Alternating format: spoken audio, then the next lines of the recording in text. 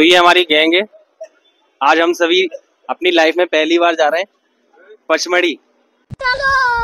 अभी हमारी ट्रेन का समय होने वाला है। हमारी जो ट्रेन है अभी भोपाल स्टेशन से निकलेगी, उसके बाद फिर रानी कमलापति स्टेशन आएगी, देन हमारा सफ़र स्टार्ट होगा। तो आप बने रहिएगा हमारे वीडियो में। ये जो हमारा व्लॉग है बहुत ही बेस्ट होने वाला है, सो स्टे ट्यून। तो फाइनली हम ट्रेन में बैठ चुके हैं और हम लोग अभी जाएंगे पिपरिया तक, है ना। पिपरिया तक हमारा रिजर्वेशन है, वहाँ से हमने कैब बुक की हुई है, वहाँ से हम जाएंगे सीधा पचमढ़ी। वहाँ पे हमारी ऑलरेडी एडवांस बुकिंग है होटल की, तो हम लोग वहाँ रात में स्टे करेंगे। उसके बाद कल जहाँ जहाँ हम जाएंगे आपको टोटल इन्फॉर्मेशन देंगे। तो जैसा कि मैंने आप सभी को बताया था कि हम बाई ट्रेन जा रहे हैं पिपरिया, वहाँ से हम जाएंगे बाई टैक्सी पचमढ़ी। तो हम टैक्सी में बैठ चुके हैं। ये हमारे सिद्धांत सर और ये अभिजीत सर, ये चंद्रदेव सिंह बैस और ये सूर्यदेव सर, पीछे दिख रहे होंगे नरेंद्र सर। तो हम सभी टैक्सी में और जा रहे हैं पचमढ़ी। वहाँ पहुँच के हम रात में रेस्ट करेंगे और जो भी अपडेट होगा कल मॉर्निंग में आपको बताएंगे। तो बने रहिएगा वीडियो में, स्किप मत करना, बिल्कुल भी स्किप मत करिएगा वीडियो। स्किप किया तो आप जो हमने फन किया है वो आप मिस कर देंगे। पचमढ़ी पहुंचने के बाद अब हम पहुंच चुके हैं हमारे होटल। रात भर बढ़िया नींद लेने के बाद अब हम सभी आए थे रेस्टोरेंट। यहाँ हमने नाश्ता किया है और जिसको चाय पीना है वो चाय पी रहे हैं। मैंने तो नाश्ता कर चुका हूँ और चाय भी पी लिया है। अभी बाकी लोग चाय पी रहे हैं। नाश्ता सभी का हो चुका है और शायद इसकी चाय में मक्खी गिर गई है। अभी आपको हम दिखाते हैं, ये देखिए मक्खी, चाय वाली मक्खी। एक स्पेशल फ्लेवर है मच्छर वाला, मक्खी वाला। शायद आपने ट्राई ना किया हो, यदि ना किया हो तो पचमढ़ी आए और मक्खी वाली चाय, मच्छर वाली चाय ट्राई करें। तो अब हम यहाँ से अब निकलेंगे पचमढ़ी घूमने के लिए। तो अब हम निकल चुके हैं पचमढ़ी घूमने के लिए और हमने एक जिप्सी हायर की है। ये हमारे अंकल को दिखाइए। अंकल हमारे ड्राइवर प्लस गाइड दोनों है और अंकल ने काफ़ी चीज़ें हमें बताई। हमने थोड़ा सा स्किप हो गया वीडियो, लेकिन हम आगे का जो भी हम जहाँ जहाँ घूमेंगे अंकल जो जो बताएंगे आपको रूबरू करवाएंगे सारे व्यूज़ से। और जो जो मेन पॉइंट्स हैं यहाँ के, अभी जो हम जा रहे हैं वो मेनली जो है फॉरेस्ट वाले पॉइंट नहीं है। फॉरेस्ट वाले पॉइंट जो होंगे हम कल जाएंगे, लेकिन आज हम जो फॉरेस्ट के आउट के पॉइंट्स हैं जैसे कि जटाशंकर और ऐसे कुछ है, तो बने रहिएगा आप ब्लॉग में। आपको बहुत सी चीज़ें देखने को मिलेंगी और मे बी आपका ही मन करेगा फिर यहाँ आने का, जैसे हम लोग आए। 400 फुट गहरा है। गहराई को आदिवासी बोलते थे, खोए। तो आदिवासियों ने इसको नाम दिया था हांडी खोए। जब अंग्रेज आए थे, किसी अंग्रेज ने सुसाइड किया था, अंग्रेजों ने इसको नाम दिया सुसाइड पॉइंट। दो नाम से जाना जाता है। एक अपन तो जो देखने जा रहा है, दो पहाड़ी के बीच में ऐसा व्यू पॉइंट है, सामने बोर्ड भी लगा, तो व्यू देखने जा रहा है इसका। अच्छा, देख के। तो जैसा कि अभी अंकल ने बताया था कि सुसाइड पॉइंट है ये, और आदिवासियों ने कुछ इसको, उसका जो नाम है हांडी खोए करके रखा था, कुछ रीजन उन्होंने बताया था। आप पीछे देखिएगा तो आप देख सकते हैं कि बहुत ही गहरी खाई है। यहाँ से जो नीचे गिरेगा उसके नामो निशान नहीं बचेगा।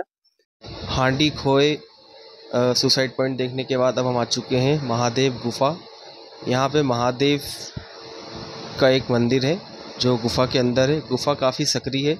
यहाँ पे एक बार में शायद 4 या 5 लोग ही एंटर कर सकते हैं, ज़्यादा लोग एंटर नहीं कर सकते हैं। अब हम पहुँचने वाले हैं चौरेश्वर महादेव मंदिर, जो काफ़ी ऊंची चोटी पे है। काफ़ी चीज़ें मैं रिकॉर्ड नहीं कर पाया क्योंकि हम लोग काफ़ी थक गए थे चलते चलते, तो हमने केवल महादेव के दर्शन किए। ये क्या व्यू पॉइंट है ना? व्यू पॉइंट है संगम दूर के। यहाँ पे संगम 4-5 झरने हैं, 7 झरने, 7 नीचे जाके 7 झरने मिल गए हैं। अच्छा, इसलिए इसको नाम दिया है संगम। 7 झरने यहाँ पे नीचे मिलते हैं, लेकिन हम जाएंगे नहीं क्योंकि यहाँ पे जाने के लिए लगभग 5 से 6 किलोमीटर वॉक करना होता है। 1 घंटा, मतलब 1 दिन के लिए है वो जो पूरा बना। जो हमारे गाइड अंकल हैं वो असली शिलाजीत दिखाने वाले हैं।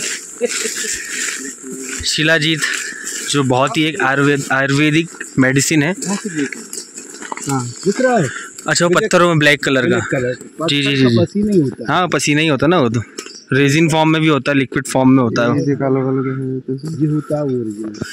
जी जी, तो ये निकालता होगी अंकल? हाँ, आदिवासी लोग ऊपर रास्ता बांध के लटक के जाते हैं। अच्छा, 400-500 हाथ के रास्ते लेके आते हैं। हाँ। वो भी जिप्सी बन जाते हैं, ऐसा रास्ता ऊपर बांध के फिर नीचे लटक के आते हैं, तो निकालते हैं।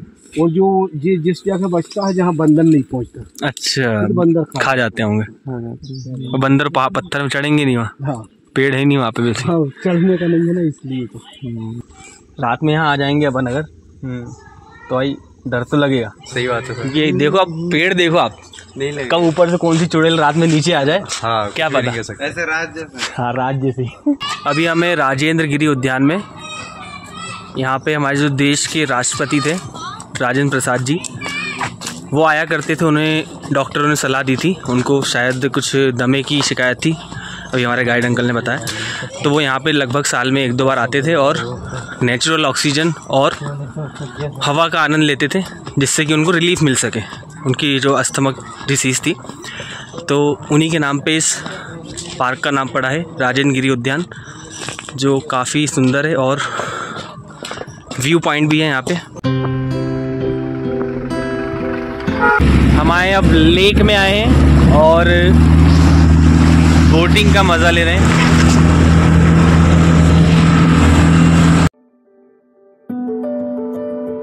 मैं आपके साथ में गाइड हूँ और जैसे कि ये म्यूजियम देखने के लिए आए हैं। 1862 सन का बना हुआ बंगला है ये। एक अंग्रेज था जिसका नाम था कैप्टन जेम्स फोर्सिथ, जिसने पचमढ़ी हिल स्टेशन की खोज करी थी। रहने के लिए सबसे पहले ये बंगले का निर्माण कराया था उसने। अच्छा, उस समय आदिवासी लोग जंगलों में चलता फिरता जीवन व्यतीत करते थे, उनको आसपास बसाया। इस प्रकार से पचमढ़ी का विकास हुआ और विस्तार हुआ। उसी को श्रेय जाता है, जितने भी पचमढ़ी में पॉइंट है उसमें खोज कर रखी है। स्वर्गीय तटों को पकड़ने के लिए महादेव की पहाड़ियों से हुआ इस वन परिक्षेत्र में आया था वो। अच्छा। उसके बाद में 1981 में फॉरेस्ट डिपार्टमेंट ने उस बंगले को अपने चार्ज में लिया। सतपा टाइगर रिजर्व के अंदर जो भी एनिमल्स, वन्य प्राणी, बटरफ्लाई, ट्रीज या जो जंगल में पॉइंट हैं जैसे बी फल वगैरह है, सारी इसके अंदर जानकारी है। किसी भी सामान को, किसी भी वस्तु को पकड़ कर ही देखना है। देख सकते हैं, इसको ऐसे देख करके आ जाइए। इसके बाद चलते हैं अपन पांडव। ठीक। गुफाएं हैं और ये 5 गुफाओं के नाम के आधार पर ही पचमढ़ी नाम पड़ा हुआ है। सबसे पहले आदिवासी लोग जंगलों में रहा करते थे तो उन्होंने गुफाओं को देखा। गुफाएं भी 5 है, पांडव लोग भी 5 थे, तो उन्होंने अपने हिसाब से कहने लगे कि ये पांडव ने बनाई है और इसी से पचमढ़ी नाम पड़ा हुआ है। ये पूरा एक ही माउंटेन है, सेडिमेंट्री चट्टान कहलाती है, रेतीला पहाड़ कहलाता है। उसी को खोद खोद कर गुफाओं का निर्माण किया गया है। आज से लगभग 4वीं या 5वीं शताब्दी पुरानी गुफाएं कहलाती है। इसके बाद में सन 1999 में जबलपुर से जो पुरातत्व विभाग के अधिकारी लोग आए थे, उन्होंने गुफाओं के अंदर चारों तरफ बारीकी से इसका अध्ययन किया था, सर्वेक्षण किया था। और सर्वेक्षण करने के बाद में उन्होंने ये बताया कि ये बौद्ध समय की अनकम्प्लीट गुफाएं हैं। उस समय बौद्ध लोग अपना धर्म का प्रचार करने के लिए ऐसी अनकम्प्लीट गुफाओं का निर्माण करते थे। जैसे छोटे छोटे से रूम रहते हैं ना, रूम की भांति जो गुफाएं हैं, गुफाओं में किसी प्रकार की मूर्ति, पेंटिंग, कलाकारी कुछ नहीं, खाली गुफाएं हैं ये। आज से 17 साल पहले आप आते तो गुफा के अंदर जाने को आपको मिल जाता, लेकिन बंद करने का रीज़न सबसे बड़ा ये है, जो पर्यटक जाते थे अंधेरे में दीवारों पर नाम खोद खोद के लिखना, कचरा पूरा गंदगी छोड़ के आना, गंदगी से लाना, ये मेन कारण से जो जाली का दरवाज़ा लगा दिया गया है, जो रेलिंग वगैरह सब बाद में लगा हुआ है। और इस प्रकार से ये पांडव गुफा ना होकर के ये बौद्ध समय की गुफाएं हैं ये। बौद्ध लोग, वो जो भगवग नामक जो भिक्षु था, वो यहाँ पर रह करके वो अपना धर्म का प्रचार करता था। जैसे अजंता एलोरा में जो गुफाएं हैं महाराष्ट्र में, उसी की जैसी गुफाएं हैं, लेकिन वहाँ पर तो कोई मूर्ति वगैरह बनी हुई है, लेकिन यहाँ पर कोई मूर्ति वगैरह नहीं है, खाली गुफाएं हैं। तो जहाँ तक आपकी इच्छा है थोड़ा सा देख के आ जाइए, थोड़ा फास्ट देख के आइएगा, क्योंकि इसमें फॉरेस्ट का कोई चार्जेस वगैरह नहीं लगता है। अपन ने जो चार्जेस दिया वो चार्जेस वाले पॉइंट पर अपन को जाना है। ये फल का स्टार्टिंग प्लेस कह रहा है, जैसे कि ऊपर जो गाड़ियाँ खड़ी है ना, वहाँ से उतर के यहाँ तक अभी आप लोग आए हैं 100 मीटर उतर के आए हैं। इसके बाद में और कठिन मेहनत करके जब 400 मीटर डाउन में उतरेंगे ना, तब जाकर के मुख्य वाटरफॉल के पास पहुँचेंगे। ये जो पानी बह के जा रहा है, ये पानी वहाँ से 400 मीटर ऊपर से नीचे गिर रहा है।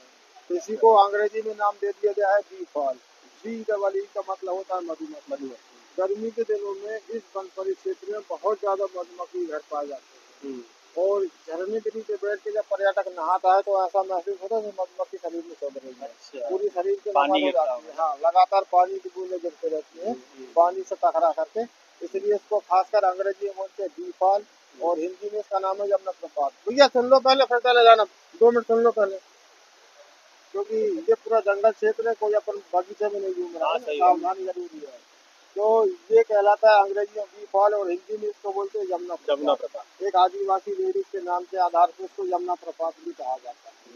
आप जिस जगह पर खड़े हैं ये वो जगह कहलाती है जैसे श्वास रोग है, दमा रोग है, हृदय रोग के जो पेशेंट है या जो 400 मीटर चढ़ाव कर नहीं सकते तो वो यहीं पर रुक जाते हैं, वहाँ से यहाँ तक अपना एंजॉय कर लेते हैं। ऊपर नहीं वो बोट लगा है, वहाँ से आप झाँक करके देखेंगे तो आपको वाटरफॉल देखने को मिलेगा। ये बहता हुआ जो पानी देख रहे हैं ये हमेशा बहने वाला पानी है, किसी प्रकार का नदी नाला डैम तालाब का पानी नहीं है। चारों तरफ ऊंचे ऊंचे जो माउंटेन देख रहे हैं, सबसे ज्यादा माउंटेन है यहाँ पर सेडिमेंट्री चट्टान, रेत जल पहाड़, कच्चा पहाड़। तो उसकी जो विशेषता होती है वो पहाड़ों की जितना भी बरसात होती है ये पानी एब्जॉर्ब करके रखता है, और जैसा जैसा सूर्य की गर्मी ये पहाड़ों में पड़ती है तो पहाड़ों के अंदर से पानी निकलता होता रहता है, और जिस तरफ को ढलान रहती है तो ऐसा बहने का रूप धारण कर देता है। कहने का मतलब ये है कि चाहे सर्दी का मौसम रहे, चाहे भीषण गर्मी का मौसम रहे, पानी बहने की गति हमेशा इतनी रहती है। बरसात में तो और ज्यादा बहता है पानी। और जैसे अगर पानी के पास में जाना है आपको, थोड़ा संभल के जाइएगा तो कि पानी के बहाव से पत्थरों पर काई जम जाती है, पैर स्लिप होता है, हाथ पैर सिर में गंभीर चोट लग जाती है। ज्यादा गहरा पानी नहीं है, डूबने का, बहने का या पैर पैर के नहाने का कोई काम नहीं है, ये सावधानी रखिएगा। और आप कोई से ही मौसम में आएंगे ना, कितनी गर्मी के मौसम में आएंगे, जितना हरा भरा वन प्रदेश आपको देखने को मिल जाता है, क्योंकि पहाड़ों पर जो पेड़ उगे हुए हैं ये हमेशा पानी खींचते रहते हैं। तो अपन को बोट लगा है वहाँ तक चलने का, वहाँ से मिट जाता है कितनी गहराई में आना है, और वहीं से रास्ता लगा और नीचे डाउन जाने का, नीचे जा सकते हैं ना। हाँ हाँ बिल्कुल, सीढ़ी है, पक्का सीढ़ी बनी। तो जैसा कि अभी अंकल ने बताया था कि ये यहाँ से हम टॉप व्यू देख सकते हैं बी फॉल का, आप लोग शायद दिख रहा होगा यहाँ से झरने से पानी गिरते हुए। तो ये टॉप व्यू है वाटरफॉल का, और अभी हम इस रास्ते से नीचे जाएंगे, रास्ता है यहाँ से नीचे, फिर वहाँ तक हमें जाना है। आपको कुछ लोग दिख रहे होंगे वहाँ पे, ये कुछ जनता है यहाँ पे, हम वहीं अभी हम जाएंगे। तो जैसा कि अभी अंकल ने बताया था कि हमने अभी टॉप व्यू देखा फॉल का, और यहाँ से लगभग 500 सीढ़ियाँ है जिससे हम होते हुए वाटरफॉल की तरफ जाएंगे। और जाने में तो मजा आएगा, लेकिन आने में हम सबको बहुत भारी पड़ने वाला है आना, ठीक है। जाने में तो इजी है, तो आइए देखते हैं नीचे क्या क्या है। बहुत ही शानदार व्यू है और काफी संघर्ष भरा ये रास्ता है वाटरफॉल के सामने फोटो क्लिक करवाने का। तो ये जो जैसा कि अंकल ने बताया था कि वाटरफॉल जो है लगभग 200 मीटर ऊपर से पानी आता है और नीचे आकर ये एक झरने का रूप लेता है। और ये जो पानी है नेचुरली पत्थरों से, पहाड़ के जो पत्थर है वो बारिश का पानी सोख कर लेते हैं, फिर वही पानी धीरे धीरे रिस कर इकट्ठा होता है और ऊंचाई से नीचे गिरता है और वाटरफॉल का रूप लेता है। तो बहुत ही सुंदर नज़ारा है, आप देख सकते हैं। यहाँ से जाने का मन नहीं है लेकिन जाना पड़ेगा। तो मिलते हैं फिर नेक्स्ट जो भी हमारा प्लेस होगा वहाँ पे। देखने के लिए आए हैं, ये पूरी कुदरती प्राकृतिक या नेचुरल 3 परिवेश वाली गुफाएं कहलाती हैं। इसमें आप 3 जगह से आ जा सकते हैं। हजारों वर्ष पहले की बात है कि यहाँ से बरसात का पानी लेके जाया करता था, तो पानी के बहाव से बड़े बड़े पत्थर, मिट्टी, रेत बहकर उस तरफ चली गई, दो माउंटेन आपस में मिल गए या जुड़ गए। तो सबसे पहले आदिवासी लोगों ने यहाँ पर भालुओं को आते जाते देखा है बारिश से बचने के लिए। कभी कभी जो गुफाओं में भालू छप जाते हैं तो भालुओं को आते जाते देखा, तो इसका नाम दे दिया उन्हें हिंदी में ऋषगढ़। ऋष यानी होता है भालू और गढ़ यानी होता है ऊंचा नीचे किले जैसा पहाड़। यही पहाड़ सेडिमेंट्री चट्टान कहलाता है, रेतीला पहाड़ कहलाता है। ऐसा बताया जाता है कि आज से करोड़ों वर्ष पहले, मतलब कई सालों वर्ष पहले, ये पूरा पचमढ़ी जलमग्न एरिया था, यानी समुद्र था। तो उस समय नदियों के बहाव से बह करके जो रेत, मिट्टी, पत्थर, कंकड़ आए जमते जमते माउंटेन का निर्माण हुआ।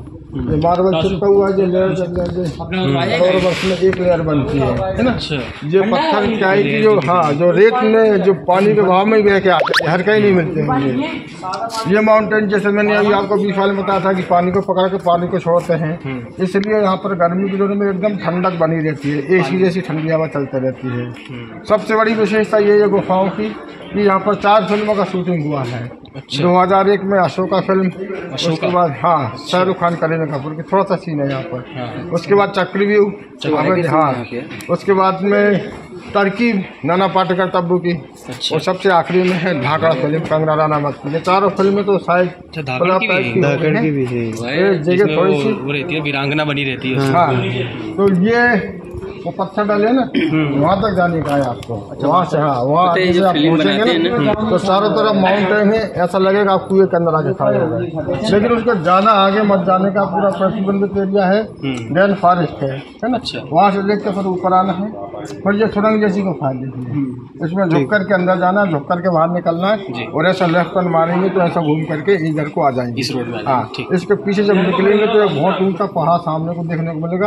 जैसे अपन आवाज लगाते तो पहाड़ से आवाज वापस, लेकिन जंगल में शोर करना वन्य प्राणियों के हिसाब से पूरा फॉरेस्ट वालों ने मना कर रखा है। अच्छा, तो यहाँ पे अभी आज भी भालू आते हैं क्या? हाँ, वाले कोई सा भी जानवर सुनता है, ऐसा ना अभी अंदर जाए वहाँ भालू? नहीं, अभी नहीं आएंगे। रीछगढ़, जहाँ पे पहले भालुओं का निवास रहता था, और अभी भी अंकल ने बताया कभी कभी आ जाते हैं, लेकिन दिन के टाइम पे नहीं आते हैं, क्योंकि इंसानों के बीच जो जानवर है वो एडजस्ट नहीं कर पाते, क्योंकि इंसान सबसे बड़ा जानवर है।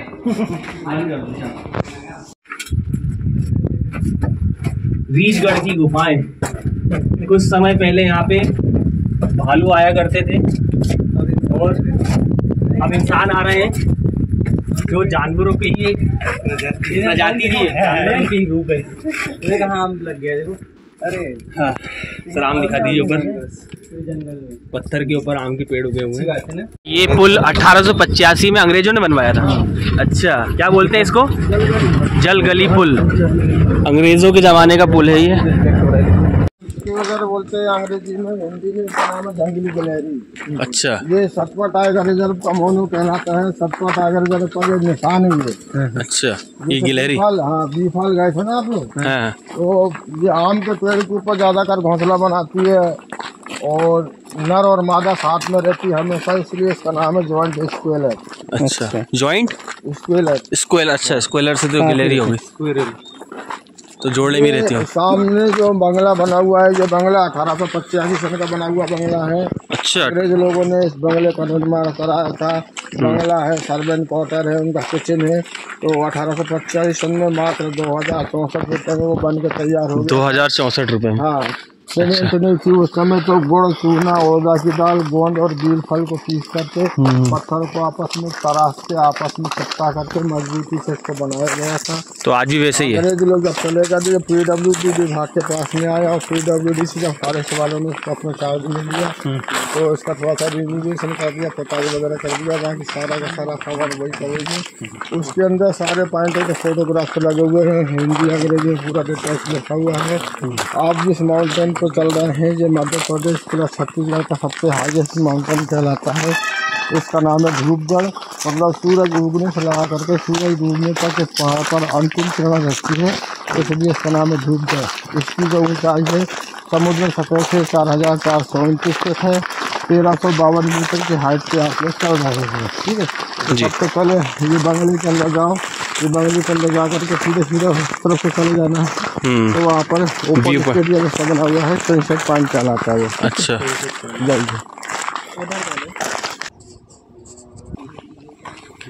धूपगढ़ सूर्यास्त पॉइंट, ऊंचाई है इसकी 4429 मीटर। अभी तो सूर्यास्त होने का समय हुआ नहीं है, तो उसकी फिर भी हम व्यू पॉइंट तो देखेंगे। रास्ते हैं, सबसे पहले यहीं पड़ते हैं ऐसे मतलब। अभी हम गए थे सूर्यास्त पॉइंट, पहले गए थे सूर्योदय, अब जा रहा है सूर्योदय पॉइंट में। तो सबसे पहले सूर्योदय MP का यहीं से दिखता है और यहीं पे सबसे पहले सूर्योदय होता है। MP और CG दोनों। MP और CG दोनों। हाँ अंकल कितने बजे यहाँ पे सूरज दिख जाता होगा? 5:30। अच्छा तो लगभग उसके बाद बाकी जगह कितने बजे दिखता होगा, कितनी देर बाद?